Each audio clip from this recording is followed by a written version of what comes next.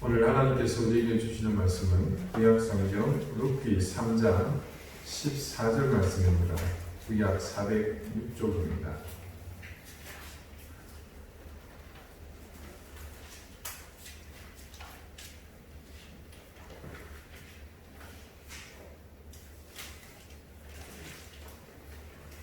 룻기 3장 14절 말씀을 제가 읽겠습니다. 이제 다 같이 자리에서 일어나셔서 하나님의 말씀을 경청하십시오.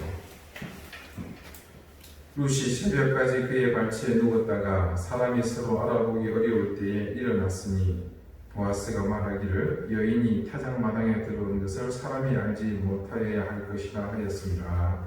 아멘. 자리에 앉으시기 바랍니다. 하나님께서 말씀으로 우리에게 은혜 주시기를 원합니다. 오늘은 알지 못하여야 할 것이라 라는 제목으로 하나님의 말씀을 증거하겠습니다. 룻이 잠에서 깨었습니다. 말이 잠에서 깬 것이지 실제로 그녀는 밤새 한숨도 자지 못했을 것입니다.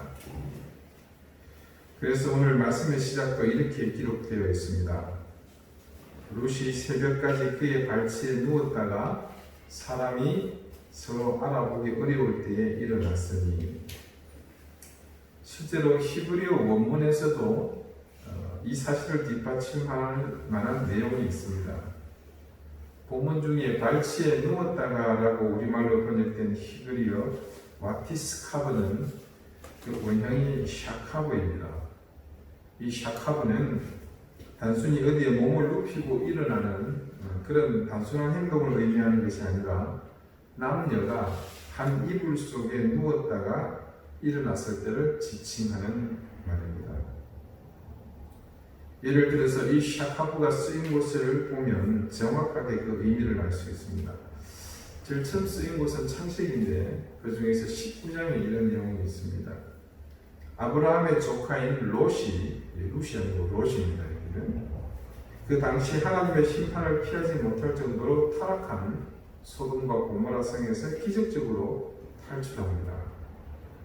하나님의 심판이 임하기 직전 소돔 성에서 롯의 가족이 탈출하게 된 거죠.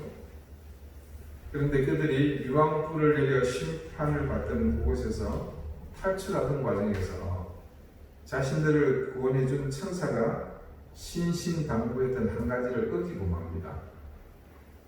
그것은 롯의 아내가 절대 뒤돌아보지 말라는 그 말을 어기고 뒤를 돌아보는 바람에 그만 소금 기둥이 되고 말았습니다. 죽었다는 말입니다. 이 일로 롯은 아내를 잃었지만 롯의 두 자녀인 자매는 두 딸은 어머니를 잃었습니다. 참 안타까운 일인데 그 다음에 뜻밖의 일이 벌어지고 맙니다. 두 딸이 공교롭게도 같은 생각을 한 것으로 보이는데 그것은 사실은 기특한 일입니다. 집안의 후사를 어떻게 이어야 하나라는 걱정이었습니다. 어이없게도 그 일은 사실은 롯이 걱정할 일이지 두 딸이 걱정할 일은 아닙니다. 그럼에도 불구하고 롯의 두 딸은 아버지와 이런 방구 상의도 없이 인륜을 저버리는 엄청난 일을 벌입니다. 어머니가 죽었으니 이제 우리 가문을 이을 아들을 어떻게 얻을 수 있을까 염려하면서, 다시 말씀드리지만 이건 지들이 걱정할 일이 아닙니다. 수군이 없게도 두 딸이 아버지 롯에게 술을 잔뜩 먹이고 하룻밤씩 번갈아 잠자리를 같이 해서 각기 아들을 얻게 됩니다. 그렇게 해서 낳은 이게 아버지와 딸 사이에서 낳은 이 저주받은 아들들이 바로 이 우리가 보고 있는 룻이 속한 모압, 또 하나는 암몬입니다. 그들의 조상입니다. 이때 두 딸이 아버지를 잔뜩 취하게 해서 아이를 얻기 위해 잠자리에 들었다고 할 때 그때 이 잠자리에 들었다는 의미로 사용한 단어가 바로 이 샤카브입니다. 그러니 그 밤에 보아스의 타작마당에서 룻이 보아스의 이불을 들추고 있는 그 자리는 이미 우리가 알고 있는 바와 같이 충분히 형식적으로는 남녀의 그런 잠자리로 봐야 할 상황입니다. 그 자리에 샤카브가 맞습니다. 룻이 그 가운데서 남들이 오해할 만한 그런 행동을 한 것은 아니었습니다. 우리가 지난주에도 살펴보아서 알게 되었지만 단지 그녀는 자신이 제일 잘하는 것 뭐였습니까? 먹는 것. 그것을 하고 있었을 뿐입니다. 그러나 타인이 보기에는 분명 그 상황이 외적으로 이 샤카브의 형식을 지니고 있었습니다. 그래서 보아스는 의도적으로 그런 표현을 쓴 것이고 그렇게 쓴 것에는 이유가 있습니다. 그렇게 힘겨운 밤을 보낸 룻이 그 자리에서 일어나자 보아스가 취한 조치를 우리가 조금 눈여겨보아야 합니다. 14절을 다시 한번 천천히 보겠습니다. 룻이 새벽까지 그의 발치에 누웠다가 사람이 서로 알아보기 어려운 때에 일어났으니, 자, 룻이 일어난 시각이 말씀은 사람이 서로를 알아보기 어려울 때라고 증거합니다. 자, 그리고 이어지는 말씀을 보건대 이는 보아스가 일부러 그 시간에 그녀를 이렇게 세운 것임을 알 수 있습니다. 자, 보아스가 말하기를 여인이 타작마당에 들어온 것을 사람이 알지 못하여야 할 것이다. 보아스가 지금 신경을 집중하고 있는 중요한 사실이 한 가지가 있습니다. 그것은 그녀의 방문이 외부로 알려져서는 안 된다는 겁니다. 이유는 이미 이전에 잠시 말씀드린 바가 있습니다. 그 시점에, 그러니까 보리 타작이 끝날 무렵에 그것도 밤중에 타작마당에 잠자는 남자를 몰래 찾아오는 여인은 창녀밖에는 없었기 때문입니다. 보아스가 이런 조처를 한 것은 너무나 당연한 일입니다. 가녀린 여인 룻을 보호하면 물론이거니와 훗날을 생각해서도 지금의 이 상황이 외부로 알려지는 것은 하더니 도움이 안 되기 때문입니다. 하지만 보아스에게는 이보다 더 속 깊은 보아스만의 이유가 있었습니다. 구약성경 여호수아 2장 8절 이하의 말씀을 제가 잠시 읽어드리겠습니다. 또 그들이 눕기 전에, 여기서 눕는 것은 그 샤카브가 아닙니다. 라합이 지붕에 올라가서 그들에게 이르러 말하되 여호와께서 이 땅을 너희에게 주신 줄을 내가 아노라. 우리가 너희를 심히 두려워하고 이 땅 주민들이 다 너희 앞에서 간담이 농나니 이는 너희가 애굽에서 나올 때에 여호와께서 너희 앞에서 홍해 물을 마르게 하신 일과 너희가 요단 저쪽에 있는 아모리 사람의 두 왕 시혼과 옥에게 행한 일, 곧 그들을 전멸시킨 일을 우리가 들었음이니라. 이집트를 탈출해서 광야길을 거의 다 지나왔습니다. 이제 요단강 동쪽편에 진을 치고서 이때 여호수아는 2명의 전탄군을 강 건너 여리고 성으로 보냅니다. 그런데 이 두 사람이 성에 잠입한 사실이 발각됐습니다. 그렇게 쫓기던 두 사람이 숨은 곳이 하필 이 기생 라합의 집이었던 것이죠. 그들이 요단 저편에 진을 치고 있는 이스라엘 진영에서 보낸 사람이라는 것을 단박에 알아차린 기생 라합은 그들을 자기 집 지붕 아래에 숨겨줍니다.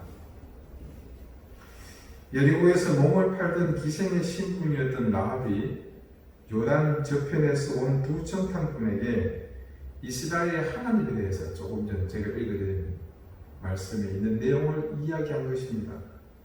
자, 그런 신분이 있는 사람이 이런 이야기를 했다는 것은 놀라운 일입니다. 조금 전 읽어드린 여호수아의 이 말씀, 그 다음에 이어오는 또 다른 말씀을 제가 잠시 읽어드립니다. 너희 하나님 여호와는 위로는 하늘에서도 아래로는 땅에서도 하나님이시니라. 정말 대단한 사람이 아닐 수 없습니다. 기생의 몸으로 이 라함은 풍문으로 떠도는 이야기만 듣고서 그 이야기의 진실을 이미 알고 있었으니 말입니다. 결국 그녀는 그 밤 이스라엘의 명운이 달린 일에 함께 참여합니다. 그런 이유로 여호수아가 이 여리고를 점령할 때 라합과 그 집은 구원을 받게 됩니다. 자, 이런 사실은 여러분 신약 성경에서도 다시 한번 모든 이 글을 읽는 사람들에게 중요한 사건으로 상기되고 있는 것을 볼 수 있습니다. 자, 믿음에 관해서 정리해 놓은 그 유명한 히브리서 11장입니다. 31절에 믿음으로 기생 라합은 정탐꾼을 평안히 영접하였으므로 순종하지 아니한 자와 함께 멸망하지 아니하였더라. 이처럼 라합이 당시 여리고 성을 정복한 일에 기여한 일이 너무나도 크고 특별해서 신약에서도 언급하고 있다고 생각할 수 있지만 라합의 이름이 이 말씀 속에 거명된 데는 그보다 더 깊고 중한 의미가 있기 때문입니다. 실제로 이 히브리서 11장에서는 여인의 이름이 딱 두 사람 나옵니다. 한 사람은 조금 전에 봤고요. 나머지 한 사람은 바로 아브라함의 부인인 사라입니다. 사라는 이스라엘 사람들에게 있어서 믿음의 조상이 아브라함의 부인입니다. 그렇기 때문에 그녀의 위치는 이스라엘인들에게는 확고부동합니다. 그러나 라합의 경우는 틀립니다. 그녀는 우리 룻과 같이 이방인인 여리고 사람입니다. 자, 그리고 여러분, 제가 몇 번에서 반복해서 얘기를 했습니다만 여러분은 느끼시는지 모르겠습니다. 라합 앞에 항상 수식어를 붙였습니다. 뭡니까? 라합을 이야기할 때는 항상 성경은 기생 라합이라고 그렇게 이야기를 합니다. 그녀는 기생이었습니다. 그런 여인이 노아나 아브라함, 요셉, 다윗과 같이 자신의 이름이 성경의 역사 속에서 길이 빛나고 있습니다. 정말로 그녀의 입지는 성경 안에서 대단합니다. 자, 이 라합의 이름이 거명되고 있는 마지막 한 곳만 더 보겠습니다. 무슨 마태복음 1장입니다. 자, 마태복음 1장은 여러분이 잘 아시듯이 예수님의 족보를 기록해 놓은 곳이죠. 5절과 6절입니다. 살몬은 라합에게서 보아스를 낳고 보아스는 룻에게서 오벳을 낳고 오벳은 이새를 낳고 이새는 다윗왕을 낳으니라. 다윗은 우리아의 아내에게서 솔로몬을 낳고, 자, 이 족보에는 우리가 아는 이름이 많이 등장하죠. 자, 그 중에 다 내고 눈에 들어오는 사람은 누굽니까? 보아스와 룻이지 않습니까? 이 보아스와 룻은 바로 지금 타작마당에 응거주춤하게 있는 두 사람, 그거 맞습니다. 그렇다면 이 마태복음의 말씀, 즉 이 족보를 더듬어 보니까 보아스가 누구의 아들이라고 되어 있습니까? 네, 그는 바로 살몬이라는 사람과 기생 라합 사이에서 태어난 아들입니다. 이야기의 시작은 이렇습니다. 조금 전 여리고 성을 정탐하러 들어왔던 두 사람의 정탐꾼이 있었죠. 그들은 세상의 물적에 맞고 사리 분별에 있어서 탁월했던 그 가나안 지역에서 독보적인 이 라합의 도움으로 살아날 수 있었습니다. 그때 그렇게 라합에게 목숨을 구하게 된 정탐꾼 중에 한 명이 바로 살몬이었습니다. 그리고 여리고가 함락될 때 은혜를 갚게 된 살몬은 자신을 살려준 그 기생 라합과 결혼한 겁니다.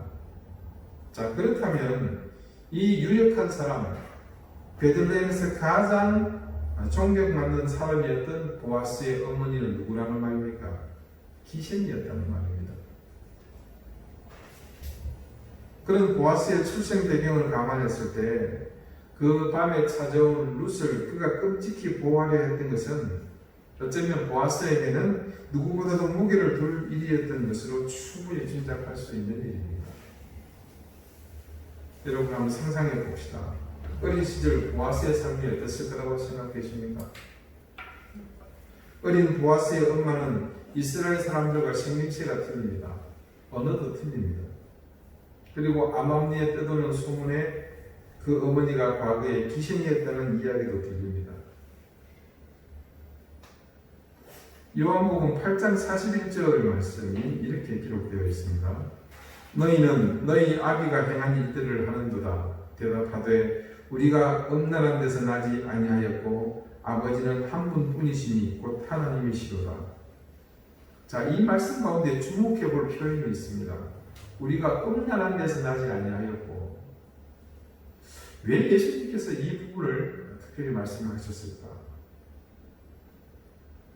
진리를 선포하시는 말씀 가운데 이 이야기를 굳이 하신 이유가 있습니다. 자, 제가 룻기 말씀을 준비할 때 참고하는 서적 중에 하나가 그 유대인의 관점에서 본 룻이라는 책입니다. 참 특별한 책인데 이 책의 제자인 다이앤은 기억하실지 모르겠지만 이 유대인들의 생활 방식, 문화에 굉장히 관심 많은 여성학자입니다. 이분이 과거에 한 의미 있는 기억을 오늘 이 사건과 연관지어서 책에서 이렇게 소개합니다. 오래전의 일이다. 남편과 결혼을 하고 미시시피에서 멤피스로 이사 온 후 나는 목화 중개업을 하는 유대인 밑에서 일을 시작했다. 일하는 동안 사장과 종종 점심을 먹곤 했는데 그럴 때마다 우리는 서로의 신앙에 대해 열띤 토론을 벌였다. 당시 20대였고 유대교에 대해서도 무지했던 터라 내가 어떤 주장들을 했는지는 기억이 나지 않는다. 하루는 사장이 사무실을 나서기 전 옷걸이에서 겉옷과 모자를 찢다 말고 돌아서서 이렇게 말했다. 다이앤, 동력녀 수태란 건 없어요. 마리아는 이리저리 놀던 여자였다니까. 그리고는 모자를 눌러 쓰더니 겉옷을 들고 밖으로 나갔다. 순간 뱃속이 뒤틀릴 정도로 역겹고 한 방 맞은 듯 얼얼했다. 내가 하려는 이야기는 동정녀 마리아가 출산한 지 2000년이 지난 지금도 이런 이야기를 하는데 예수님이 살아계시던 동안에는 얼마나 많은 소문과 비난, 정죄가 있었을까 하는 것이다. 상상이 되시죠? 우리는 복음서의 행간을 다 일일이 찾아보지 않았지만 아마 예수님은 그런 놀림 가운데 많이 처해졌을 것입니다. 오늘날 우리가 생각하는 것과 예수님을 메시아로 인정하지 않고 있는 유대인들의 생각이 얼마나 다른지를 잘 알 수 있는 대목입니다. 그러면서 다이앤은 이 대화의 부연에서 조금 전에 읽어드렸던 그 요한복음 8장 41절의 말씀을 소개했습니다. 그 말씀에서 예수님이 바리새인들과 논쟁하던 중 하신 말씀은 다른 배경이 아니라 바리새인들이 이 유대인 목화 종교인과 같이 동일한 생각으로 예수님을 싸잡아 조롱하고 있었기 때문이었으리라고 짐작이 되는 겁니다. 보아스에게 있는 과거의 어머니에 대한 기억도 바로 예수님의 그것과 같은 일이었을 것입니다. 보아스가 예수님의 그림자로 불리는 데는 그의 어머니 라합이 있었던 것이 결코 우연이라고 볼 수 없을 일입니다. 자, 그러면 처음 14절을 시작할 때 살펴보았던 그 히브리어 단어를 다시 한번 봅시다. 우리말 발치에 누웠다로 번역된 히브리어 이 원어 성경의 와티스카브는 여성형으로서 이 합성어입니다. 근데 원형이 뭐라고 그랬죠? 샤카브라고 했습니다. 그 의미가 단지 자리에 눕고 일어나는 것을 의미하는 단어가 아니라 남녀가 잠자리를 같이 한다는 의미의 단어였고, 그리고 여기서 굳이 보아스가 단지 아무 일 없이 룻이 그 자리에 있다가 해 뜨기 전에 일어났음에도 불구하고 샤카브라는 말을 굳이 사용한 이유를 충분히 짐작할 수 있습니다. 아마 이 사실을 다른 사람이 보고서 말을 했다면 굳이 보아스와 같이 샤카브를 사용했겠습니까? 이 은혜롭고 아름다운 장면에 대해서 어쩌면 샤카브는 전혀 어울리지 않는 단어입니다. 그래서 다른 누군가가 이 대목을 구약의 두루마리를 기록하는 사람에게 구두로 전할 일이 있었다면 아마 샤카브를 사용할 생각은 추호도 하지 않았을 것입니다. 굳이 그런 추측을 불러일으킬 말을 의도적으로 사용할 필요가 없다고 볼 상황이었지만 보아스는 만에 하나 있을지 모르는 일에 대해서조차 신중히 처리하고 있는 겁니다. 그거는 보아스의 경험에서만 나올 수 있는 일이죠. 자, 그러면 여기서 한 가지 사실을 추가로 볼 필요가 있습니다. 자, 혹시 여러분 중에서 생각하고 계신 분이 있는지는 모르겠지만 우리가 지난주와 저지난주 말씀 사이에서 빼먹을 한 구절이 있죠. 혹시 아시겠습니까? 예, 11절 말씀을 우리가 살펴보지 않았습니다. 그리고 이제 내 딸아 두려워하지 말라. 내가 네 말대로 네게 다 행하리라. 네가 현숙한 여자인 줄을 나의 성읍 백성이 다 아느니라. 그리고 나서는 말하죠. 이제 내가 나보다 더 너희 집과 가까운 기업 물을 자에게 먼저 말을 하고 그 사람이 하겠다 그러면 다행이고 안다 그러면 내가 반드시 일을 하겠다. 그렇게 시작된 겁니다. 자, 지금 이 상황은 룻이 보아스의 이불을 들추고 발치에 누운 것을 보아스가 눈치챈 직후에 한 말이죠. 물론 이런 상황에 대해서 작정을 하고 간 것은 맞습니다. 하지만 정작 그 상황에 들어갔을 때 룻은 두려웠습니다. 왜냐하면 제가 말씀드린 바와 같이 이건 무모한 도박과 같습니다. 자칫 상대방이 자신을 어떻게 보느냐에 따라서 누가 봐도 이걸 시작하고 하는 상황입니다. 그런 데서 보이는 대로 말해버려도 보아스에게는 사실 아무 책임이 없습니다. 이건 룻이 절대 원하지 않는 상황이지만 보아스가 그렇게 하더라도 빼도 박도 못할 그런 상황입니다. 하지만 인자하고 지혜로운 보아스는 지금 이 상황에서 그녀에게 가장 필요한 말이 무엇인지를 잘 알고 있었습니다. 그래서 보아스는 룻에게 이 특별한 수식어를 더합니다. 네가 현숙한 여자인 줄을 나의 성읍 백성이 다 아느니라. 이때 보아스가 선택한 말은 현숙하다는 말입니다. 자, 이 단어를 히브리어에서 찾아보면 굉장히 놀라운 게 있습니다. 여러분 기보타인이라고 기억나십니까? 누구를 지칭하는 말이었습니까? 이 성에서 유력한 자라고 얘기할 때 영웅을 표현하는 그 하일, 현숙한 여인이라는 말에 그 하일도 들어갑니다. 근데 이 현숙한 여인이라는 말이 어디서 등장하느냐면 바로 여러분이 잘 알고 있는 잠언 31장에 등장합니다. 바로 거기에서 지금 이스라엘에서 가장 우러러 보아야 할 존귀한 여인을 향한 이 수식어를 보아스는 주저함 없이 룻을 향해서 선포한 것입니다. 보아스가 룻을 향해 현숙한 여인이라고 말한 것은 그녀가 지금 가지고 있는 모든 핸디캡을 날려버린과 동시에 룻의 신분을 새롭게 만드는 그런 선포였습니다. 보아스가 자신의 어머니가 이방인이었던 사실 때문에 그동안 살면서 경험했던 그 모든 것에 대해서 편견과 바르지 못한 외부의 시선에 대해서 이제는 내가 모든 것을 커버하겠다는 그런 선언이기도 합니다. 그런 보아스의 심정에서 볼 때 내게 다 행하리라는 이 말은 그래서 단지 룻이 지금 어머니의 주순으로 만든 이 자리를 통해서 이루기를 바라는 그 소원을 이루는 것만이 아니었습니다. 이제 이후로 룻의 인생에서 자신을 힘들게 만든 그 모든 요인들을 보아스가 다 커버하겠다, 진정시키겠다는 의지를 함께 담고 있는 것입니다.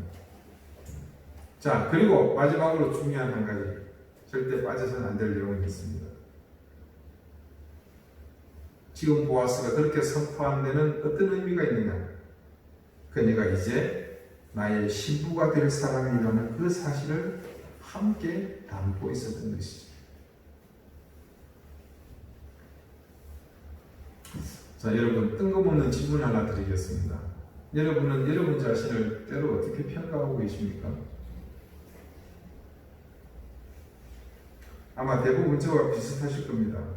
아침에는 한없이 자랑스러웠다가 저녁이면 수치스럽고 어제는 훌륭한 것 같았었는데 오늘은 쓸모없는 인생이라 그렇게 자책하죠. 아마 모르겠네도 얼굴이 어지간히 두껍지 않고서야 자신에 대해서 좋은 점수를 매번 줄 수는 없을 것입니다. 어쩌면 하루에도 수십 번씩 자신의 허물을 보면서 스스로를 수없이 자책하며 사는 것이 죄인된 우리 삶의 모습일 겁니다. 그나마 이것도 우리가 예수 그리스도를 구주로 영접하고 난 다음 하나님의 자녀가 되어서야 겨우 깨달은 사실이지 않습니까? 그렇다면 구원받지 못한 세상 속에 살고 있는 그 사람들의 삶은 도대체 어떤 삶이겠습니까? 그런데 사실 이렇게 세상과 비교되는 우리의 인생이 더 가치 있고 고귀할 것 같지만 그것도 그렇지 않죠. 우리가 하나님을 향한 지식을 쌓아갈수록, 말씀에 깊이 젖어들수록, 그리고 깊은 기도의 은총 속으로 들어갈수록 깨닫게 되는 것은 우리의 죄뿐입니다.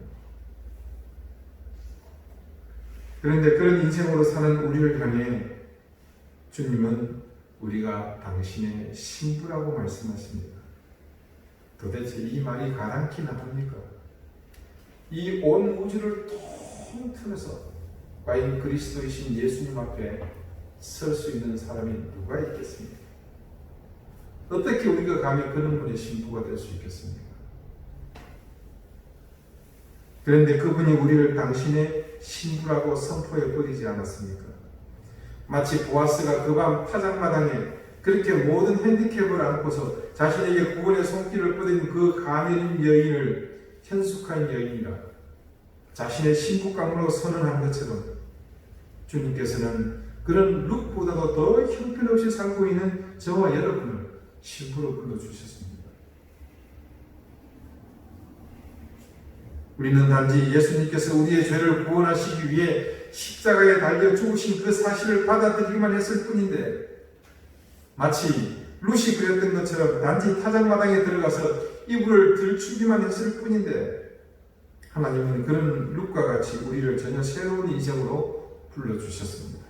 사랑하는 여러분, 우리 인생의 참다운 가치는 여기서부터입니다. 내가 스스로에게 실망할 수 있고 늘 맞서야 하는 한계의 벽 앞에서 불가항력으로 인해 주저앉을 수 있습니다. 하지만 궁극적인 우리 인생의 가치는 내가 아닌 하나님의 손에 의해서 존귀함과 의로움을 덧입고 있다는 사실입니다. 지금 이 시대는 수많은 위협으로 인해서 어느 때보다도 우리의 자존감이 낮아진 때입니다. 여러분, 그러나 그것은 결코 우리의 생각, 세상이 주는 편견일 뿐이지 하나님의 생각이 아닙니다. 어떤 상황, 어떤 조건이든 우리의 자존감을 떨어뜨리려는 시도가 있을 때마다 기억하십시다. 우리는 주님의 손에 붙들린 하나님의 자녀입니다. 그래서 우리는 이 세상의 그 어떤 사람들보다도 존귀하다는 사실을 압니다. 기도드리시겠습니다. 주님, 세상의 온통 고난과 고통으로 인해 삶의 자리를 위협받고 있습니다. 그런 외적 위협들은 우리의 자존감을 여지없이 무너뜨립니다. 그러나 우리는 믿습니다. 하나님의 전적인 은혜는 죄인된 우리를 구원의 자녀로 부르셨고 우리를 의인이라 불러주셨습니다. 룻이 그날 밤 보아스를 통해 현숙한 여인이라 불려졌던 것처럼 우리의 인생도 주님으로 인해 더 이상 죄의 권리가 아닌 하나님 자녀의 신분이 되었기에 어떤 고난과 역경이 있어도 흔들림 없이 견고하게 설 것을 믿습니다. 또한 우리는 모두 결코 죄인의 굴레에도 비천함에도 얽매일 수 없는 하나님의 자녀임을 믿습니다. 예수 그리스도 이름으로 기도드립니다. 아멘.